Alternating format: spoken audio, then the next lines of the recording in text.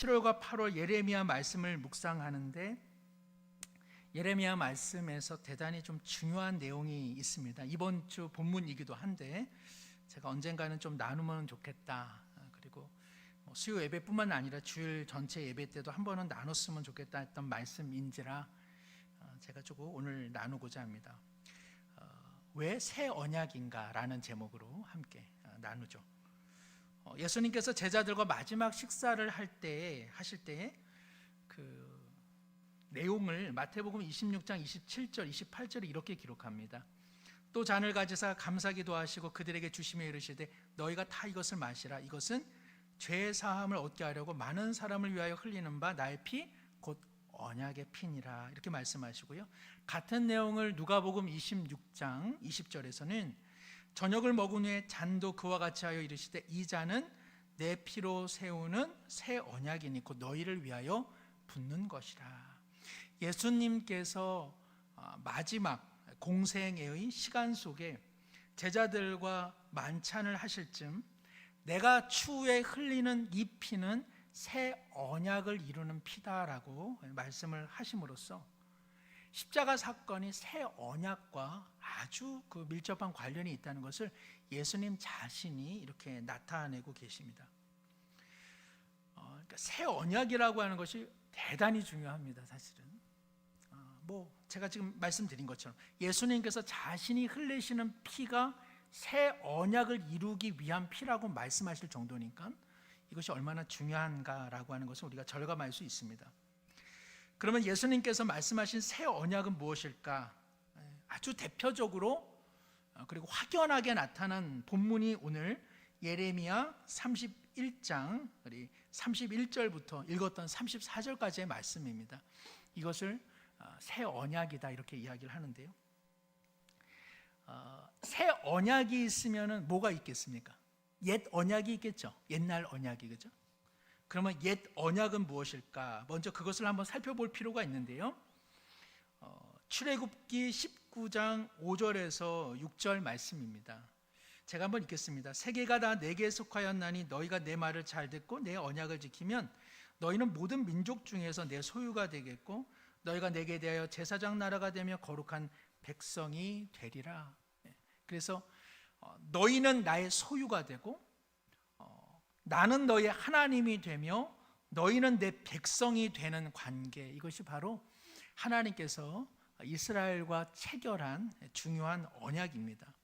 이것이 옛 언약, 그러니까는 그냥 옛날 언약인가 보다, 이것이 아니라 대단히 중요한 언약이죠. 이것 때문에 하나님께서 이스라엘 백성을 하나님의 자녀로 부르시고 그리고 아브라함에게 약속했던 것을 그들 시대에 이제 이루신 것입니다. 그러나 아시는 것처럼 이스라엘 백성이 하나님의 온전한 백성이 됐습니까? 못됐습니까? 구약 역사 속에서 잘 안 됐죠. 그러나 하나님은 이스라엘의 하나님이 되어주셨죠. 그러니까 언약이 세워졌는데 그 언약이 반밖에 지켜지질 않았어요. 누구 때문에? 이스라엘 백성 때문에 와장창 깨진 거죠. 제가 어렸을 때에 이렇게 외삼촌 댁에서 제 사촌 동생하고 놀다가 정말 그게 생각이 늘 나요. 이렇게 그 거실에서 공놀이를 하다가 그 외삼촌이 귀하게 여기는 그 골동품이 그냥 공에 맞아가지고 와창창 깨졌던 기억이 있습니다.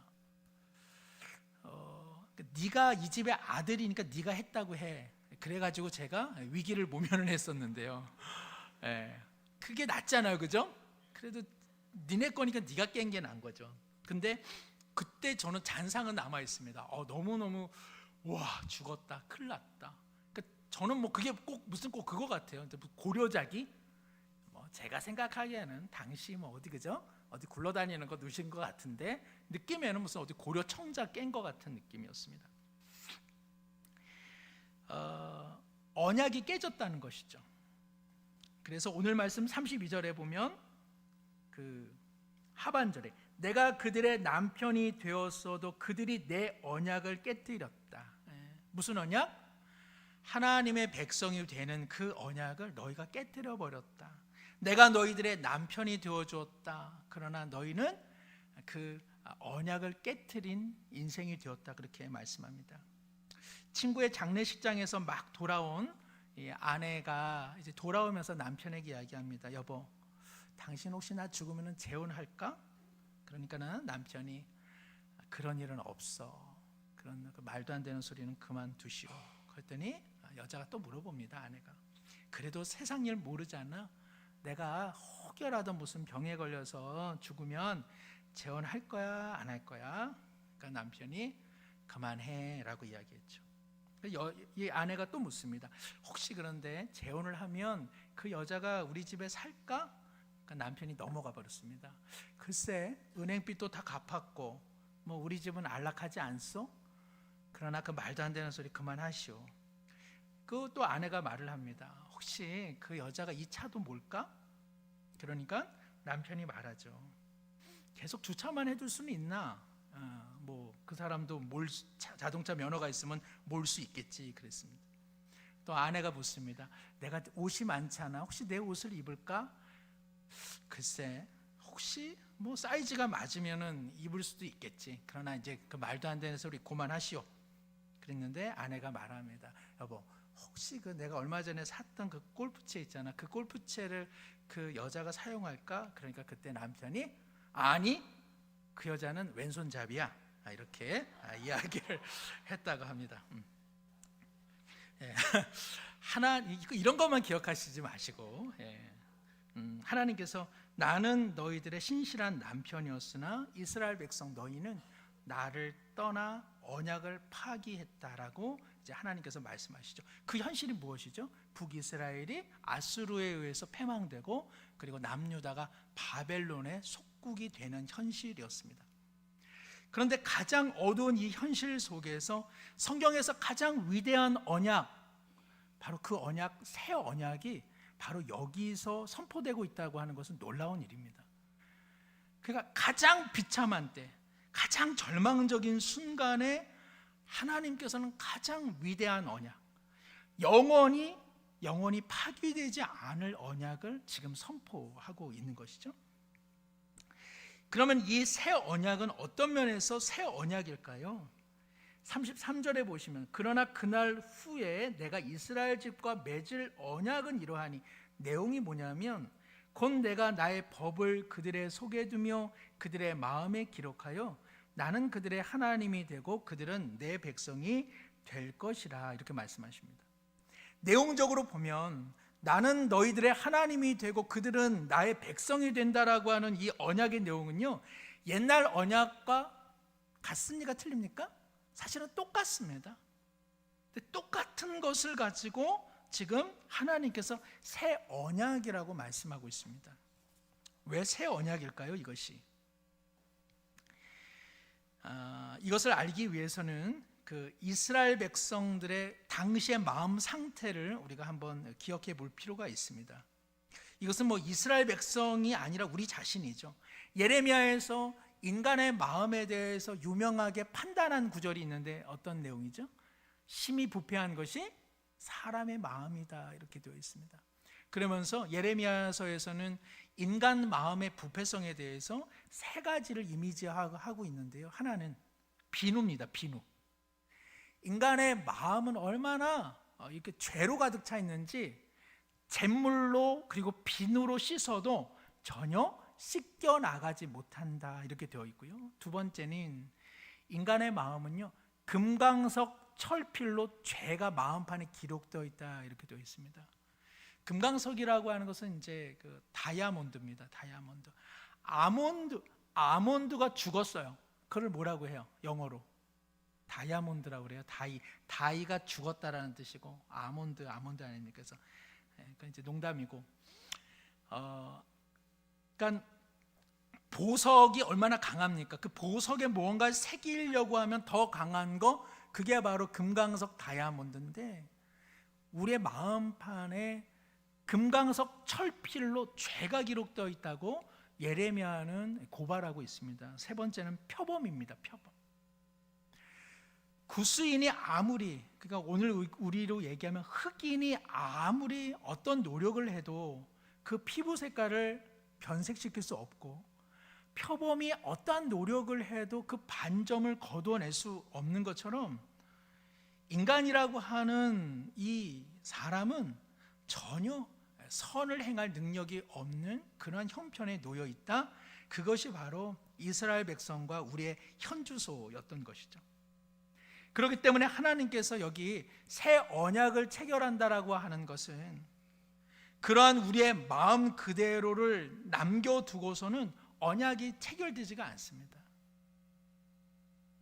우리가 무슨 언약을 다시 체결한다라고 할 때는 서로의 신뢰가 회복이 되어야 되는데 이스라엘 백성은 비누로도 닦여지지 않고 표범 같아서 그 피부 색깔, 그게 그 죄된 피부 색깔이 달라지지 않고, 그리고 죄가 이 마음판에 기록되어 있어서 그 무엇으로도 지울 수 없기 때문에 새 언약이라고 하는 것은 언약의 당사자인 이스라엘 백성의 마음이 변화되지 않는 한 전혀 이것은 성취될 수 없는 것입니다. 그래서 33절에 보면 나는 그들의 하나님이 되고 그들은 내 백성이 될 것이라고 하는 말씀 앞에 어떠한 내용이 기록되어 있습니까?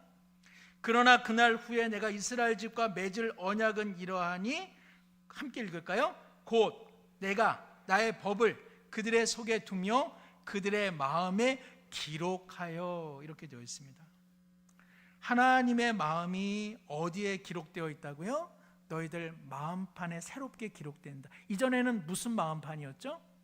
금강석 철필로 죄가 수록된 마음판이었는데 이제는 하나님께서 하나님의 법과 하나님의 영을 우리 마음속에 새롭게 새겨 넣으시겠다고 말씀하시는 것, 이것이 바로 새 언약이 이야기하는 것입니다.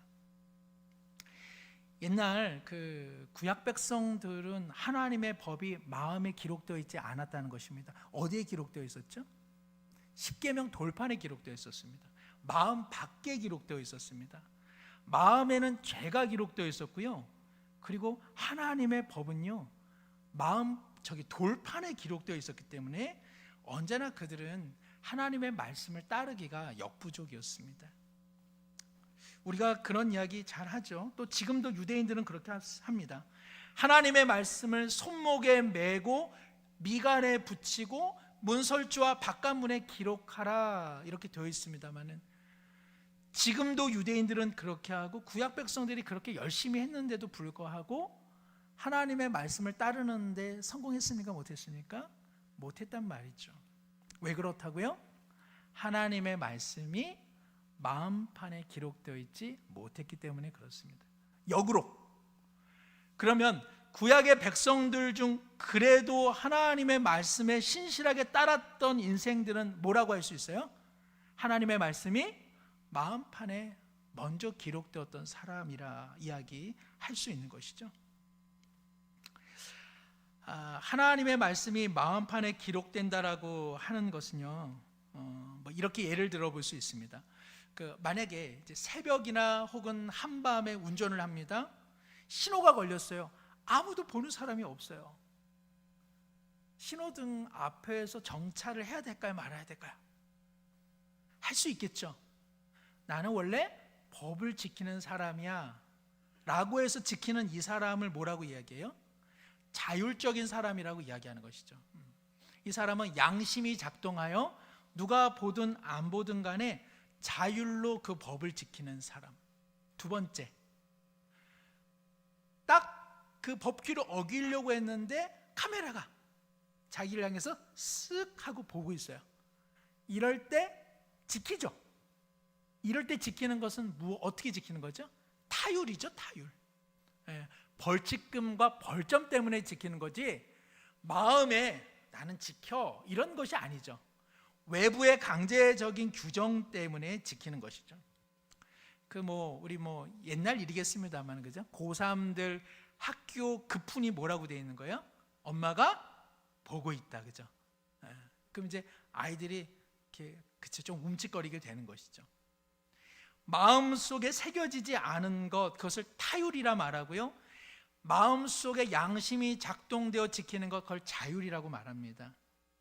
하나님의 말씀과 하나님의 영이 내 안에서 작동하는 건 뭐라고 할까요?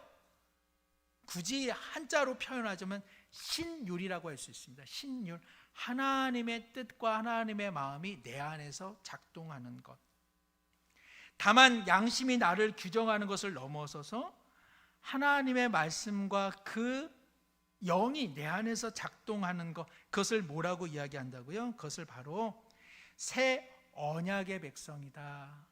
내가 이제는 내가 나의 영과 나의 말을 너 마음판에 기록하겠다라고 지금 하나님께서 말씀하고 계십니다. 이스라엘 백성을 향해서 하나님이 원하신 것은 바로 이런 언약이었습니다. 그러니까 서로 사랑하고 신뢰하는 관계. 그러나 이스라엘 백성은 하나님과의 관계를 계약 관계로 바뀌어버렸죠. 계약 관계. 언약하고 계약하고는 좀 다르죠. 계약은 뭐죠? 계약은 이익 때문에 맺어지는 거잖아요. 이익 때문에. 어떠한 경제적 이익, 나에게 수익이 떨어진다라고 하는 모종의 합의 속에 당사자 간에 체결하는 것이 계약이죠. 언약이라고 하는 것은 비록 내게 유익이 없을지라도 이 약속 자체의 소중함으로 신뢰를 끝까지 지키는 것을 언약이라고 얘기하죠. 그래서 계약은 곧잘 파기됩니다. 제가 예전에 아무 생각 없이 이제 인터넷을 그냥 이렇게 변경하지 않고 오랫동안 그냥 썼거든요. 근데 어떤 분이 오더니만 이번에 상품권을 10만 원을 받았다고 이야기를 하더라고요. 그래서 어떻게 10만 원을 받았어? 그랬더니 인터넷 장기 고객은 전화를 해가지고 제가 이제는 이 계약을 이제 그만하고 다른 회사로 옮겨가려고 하는데요. 계약을 해지하려고 전화드렸습니다. 그러면 그쪽 분들이 알겠습니다 하고는 이제 관련해서 해지하는 그 부서로 연결해 드릴게요. 그러면은 거기서 이제 이러쿵저러쿵 이야기를 하죠. 그러면서 저희가 이렇게 장기 고객분들에게는 저희가 상품권을 드립니다. 그 사실을 저도 이제 알게 된 거죠. 그래가지고 가슴이 막 떨려요. 저는 그런 거 잘 못하는데 그래도 용기를 냈어요. 그래서 저 이제는 이 회사 거 안 쓰려고 합니다. 저는 이제 다른 회사로 옮기려고 해요. 그랬더니 아니나 다를까 얘기를 하더라고요. 이래저래 해서 상품권을 조금 보내드리겠습니다. 그래가지고 알겠습니다 해가지고 이제 상품권을 받았습니다. 저희 처가 인생 살면서 저에게 칭찬을 별로 안 하는데 그날은 많이 칭찬해 줬어요. 참 잘했다. 우리 남편이 잘한다 이렇게 하더라고요. 하나님과의 관계는 계약이 아닌 것이죠. 계약이 아니에요. 그런데 이스라엘 백성은 계약의 관점으로 하나님을 따랐단 말이죠. 하나님의 자녀가 된 것 자체가 감사하고 하나님의 뜻을 따르는 삶이 내 삶의 행복의 근원이라는 생각 드는 것, 이것은 바로 새 언약의 백성이 된 것입니다. 우리 신앙의 건강성은 여기서 확인해 볼 수 있습니다. 내가 하나님을 믿는 일이 나의 이익이나 나의 수익을 위한 수단으로서 하나님을 믿고 있다면 우리는 하나님과 모종의 계약관계를 하고 있는 것이죠.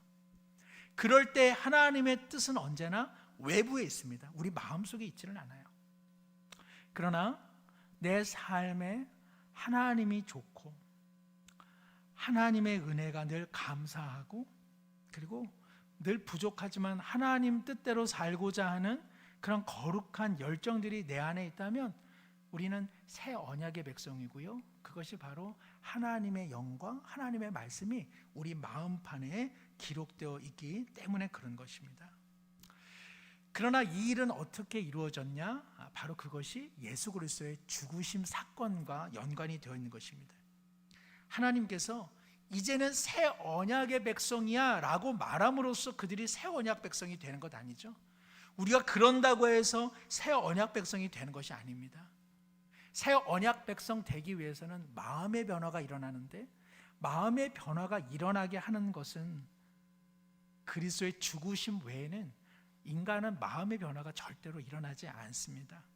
앞서 말씀드린 것처럼 표범처럼 구스인처럼 우리의 죄의 피부색이 죄로 물들어 있고 그리고 우리 마음판에는 금강석 철필로 새겨진 그런 죄가 가득 넘쳐나고 있고, 그리고 우리는 심히 부패한 인생이기 때문에 그리스도의 보혈 흘리심 없이는 우리는 절대로 마음판에 하나님의 영광, 하나님의 말씀이 새겨질 수 없다는 것입니다. 예수님께서 흘리신 보혈은 그렇기 때문에 우리 마음의 근본적인 변화를 초래하는 새 언약의 출발점이 되는 것입니다. 예수 그리스도를 깊이 만나지 않는 한, 예수 그리스도의 보혈과 마주치는 은혜가 있지 않는 한, 그러니까 우리 마음에는 새 언약이 이루어질 수는 없는 것입니다. 그러나 우리가 진실로 예수 그리스도의 보혈이 우리 마음 가운데 흘러 넘친다면 우리 마음에는 하나님의 영과 하나님의 말씀이 새롭게 새겨지게 되는 것이죠. 세 가지를 제가 조금 언급하면서 말씀을 정리하고자 하는데, 첫 번째는 오늘 우리는 새 언약의 백성으로 살고 있느냐 하는 것입니다. 우리가 예배를 드리고 봉사하고 섬기고 그리고 헌금을 드리고 물질을 드리고 기도 생활하는 것이 혹여라도 내가 이것을 안 하면 하나님께서 벌을 주실 것이다, 내가 이것을 안 하면 하나님께서 우리 가정을 그냥 흔들어 버릴 것이다, 이런 두려움으로 신앙생활을 한다면 그것은 여전히 하나님의 마음과 하나님의 말씀이 아직 우리 심령 깊은 곳에 새겨지지 않은 것입니다. 아까 말씀드린 것처럼 그런 신앙은 타율적 신앙입니다. 우리 마음판에 하나님의 말씀이 그리스도로 말미암아 기록되어 있는 것이 아니라 두렵고 불안하고 무섭고 혼날까 봐, 그런 식은 하나님께서 우리 가운데 원하는 신앙은 아니라는 것입니다. 아주 잘못됐느냐? 그렇지는 않습니다. 그러나 예수 그리스도께서는 우리의 마음판에 하나님의 영과 말씀이 기록되는 방식으로 십자가의 희생물이 되셨기 때문에, 만약에 그런 식으로 신앙생활을 한다면 우리는 구약의 옛 백성처럼 아직 예수님을 만나지 못한 인생으로 우리는 신앙생활을 하는 것이 되고 마는 것이죠. 실제로는 이런 일들이 많이 일어납니다. 하나님을 열심히 믿었다가 금방 낮아빠지는 사람이 있습니다. 하나님을 뜨겁게 만났는데 어느 순간 교회 공동체에서 흔적도 없이 사라지는 사람들이 있습니다. 하나님의 말씀과 그리고 하나님의 영이 그 마음판에 아직 기록되어 있지 못한 것이죠. 어떤 신자는 왜 늘 율법적이고 냉랭할까요? 역시 그것도 동일한 것입니다. 하나님의 은혜와 하나님의 말씀이 심령 깊은 곳. 여기 오늘 그 33절에 그들의 마음에 기록한다라고 할 때 이 마음은요, 그 내장을 말합니다. 그러니까 그 구약적으로는 사람의 마음이 어디에 있느냐, 창자에 있다고 봤습니다. 창자. 그러니까 하나님의 마음이 깊은 곳에 각인되어 살아가는 인생을 새 언약의 백성이라고 말하는데, 율법적이고 냉랭한 신앙생활을 하는 것은 어찌 보면 마음판의 겉표면에 그냥 그 말씀이 기록되어 있을 뿐 속 내면에 기록되어 있지 못하기 때문에 그렇습니다. 그렇기 때문에 신자의 신앙생활에 기쁨과 평안이 없고 오히려 냉랭하며 혹은 누군가를 정죄하고, 그리고 시기와 질투가 앞서는 까닭, 늘 손해보는 것 같고 늘 섭섭한 마음 드는 것도 어찌 보면 새 언약 백성의 삶을 살아내지 못하기 때문인 것이죠. 하나님의 영이 우리 가운데 거주하여서 일하시는 것은 우리를 감정적으로 격동시키는 것이나 혹은 우리를 흥분 상태로 몰아가는 것이 아닙니다. 하나님의 말씀이 기쁨이 되고 하나님의 말씀에 순종하는 것이 내 마음의 소원이 되는 것, 그것이 바로 새 언약 백성의 아주 중요한 특징입니다. 두 번째는요, 왜 하나님께서는 처음부터 하나님의 그 은혜로 말미암아 우리를 그냥 그 원래부터 그 새 언약 백성으로 만드시면 되지, 이것을 왜 그 돌판에다가 만들어 두고, 또 이스라엘 백성은 그렇게 실패하고, 또 예수님은 오셔서 십자가에서 죽으시고, 왜 이러한 1년의 오랜 시간을 가지고 이렇게 일을 하시는가 하는 내용이죠. 우리는 성경을 읽으면서 이런 유사한 질문들을 너무 많이 하죠. 타락할 것 같으면 아담은 도대체 왜 만드신 거예요? 도대체 선악과는 왜 만드신 거야? 또 회복시킬 것 같으면 아담이 범죄할 때, 야, 너 하지 마, 그렇게 얘기하시면 되지, 왜 또 일은 그렇게 복잡하게 하셨을까? 그런 생각하죠.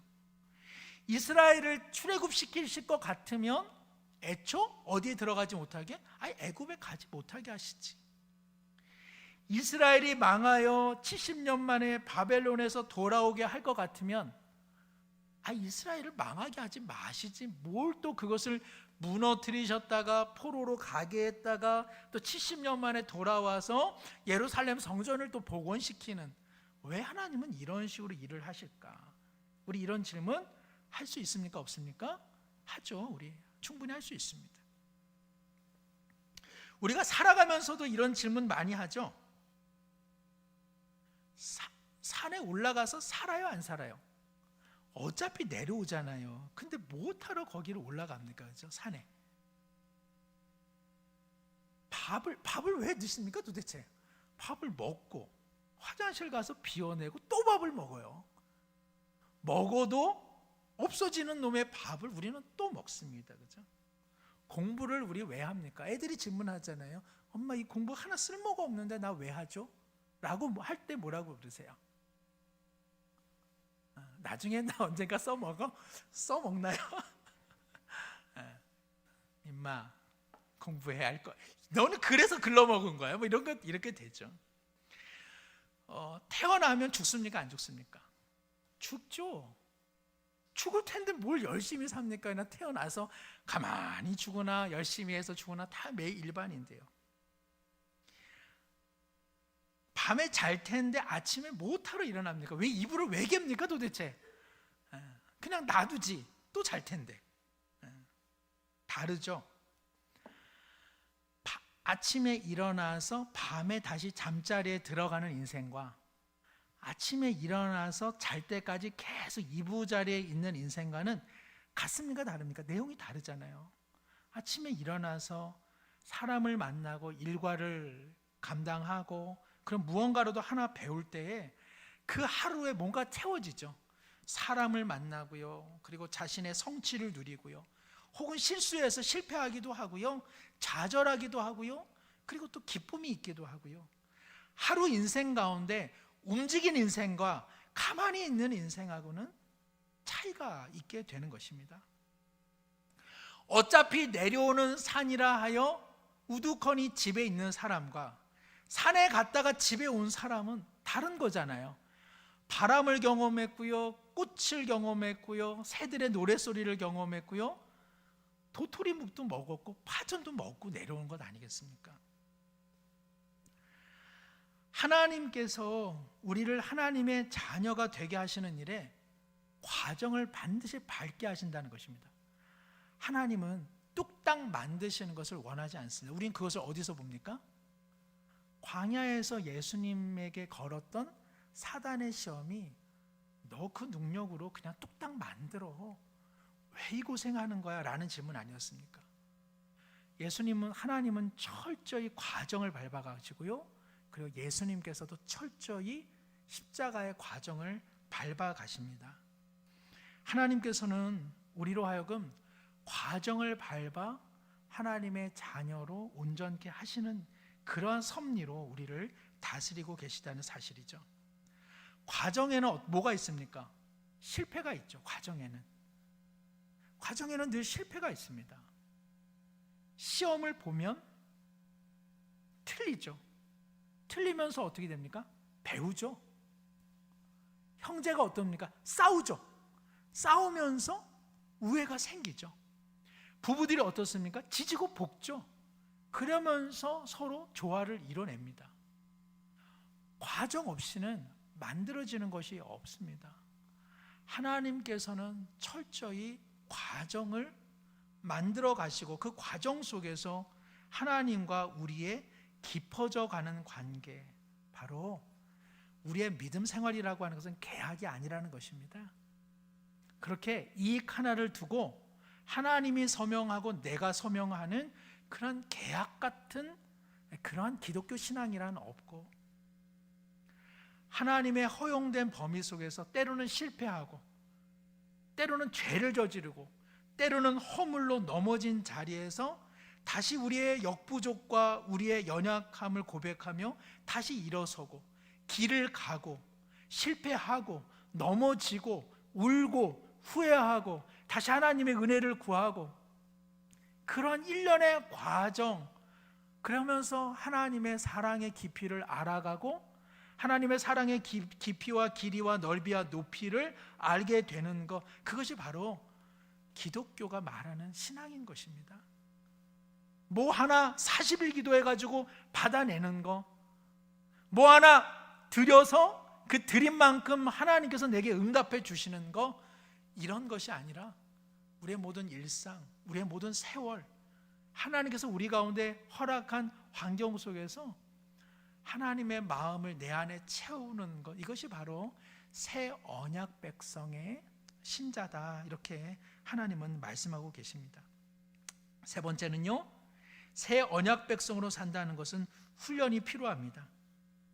그리스도의 십자가에 내가 눈물을 흘리고, 그리고 성령께서 내 안에 하나님의 말씀과 그리고 영을 부어주시면, 그러면은 뭐 그냥 다음 날부터 우리가 하나님 뜻대로 사는 게 쉬우냐? 그렇지 않습니다. 마치 그리스도의 십자가의 구주되심을 인정하고 하나님의 영이 충만하다고 고백하면서도 어떻습니까? 우리는 다음 날 또 화를 내요. 다음 날 어떨 때는 하나님 안 믿는 사람처럼 우리 그렇게 승질 내고요, 그렇게 서로 싸워요. 하나님께서 다 허락하시는 시간입니다. 제가 월요일 날에 그 추적 비를 맞으면서 둘레길을 한 10,000보 정도 걸었습니다. 좋더라고요. 너무 좋더라고요. 제가 가는 그 비밀스러운 10,000보 그 둘레길이 있습니다. 너무 좋습니다. 너무 좋아요. 혹시 진짜 가고 싶은 분은 꼭 저에게 연락을 하시면 제가 반드시 데리고 가겠습니다.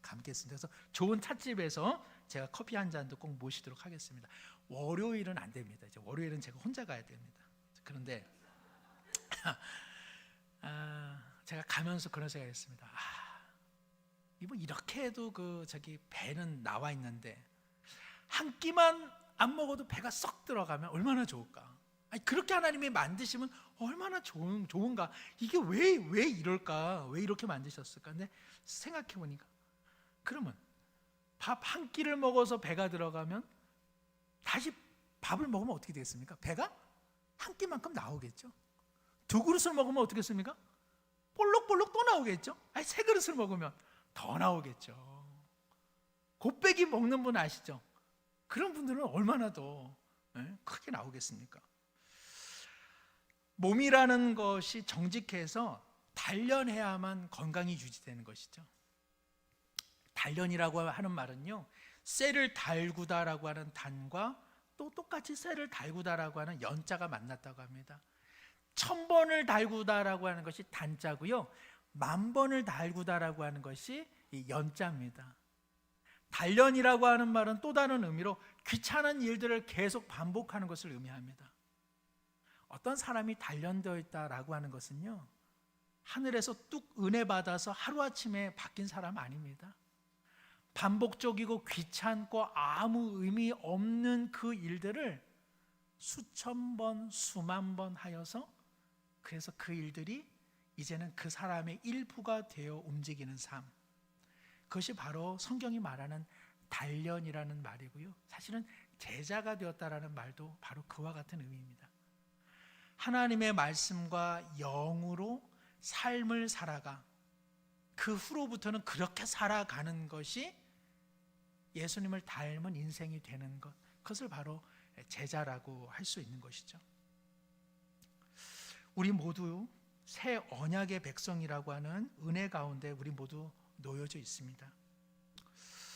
우리 모두가 하나님의 말씀을 우리 마음판에 기록되어 있고요. 그리고 하나님의 영이 우리 마음 가운데 새겨져 있는 줄로 믿습니다. 그래서 자꾸 이렇게 하나님의 말씀이 다만 나를 지옥 가게 하고, 다만 나를 심판하고, 다만 나를 그냥 다리 몽둥이를 분지러뜨리고, 불안과 그리고 이러한 그 강요로만 하나님의 말씀 순종하는 것 아니라 그 말씀이 내게 사랑이 되어서 그 하나님 말씀대로 살아보겠노라고 하는 이런 열망을 우리 가운데 하나님은 만들어 가고 계시는 것이죠. 우리 모두 새 언약의 백성입니다. 우리 모두 새 언약의 은총을 입고 있는 것이죠.